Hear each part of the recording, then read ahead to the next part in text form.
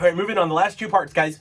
Another thing is I want to make sure that you know, do not catastrophize or magnify the problem for yourself. You might think to yourself like, oh my gosh, this is so bad and so is doing so amazing and I'm doing so horrible. Understand that theatrics do not solve a problem at all.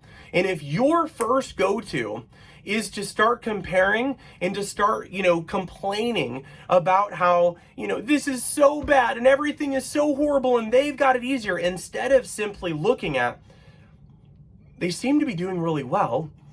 I feel like I'm doing the right things, and looking at which specific parts you could be doing better on, you're catastrophizing and you're magnifying a problem. And unfortunately, the larger you magnify that problem in your mind, whatever we see or perceive to be true, and it becomes most real in our lives if we apply enough emotions to it.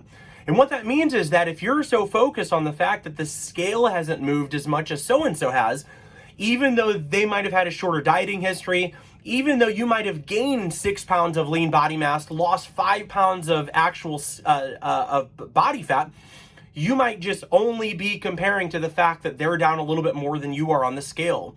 And therefore that starts causing you to catastrophize the problem. This is so horrible. Why do I even try?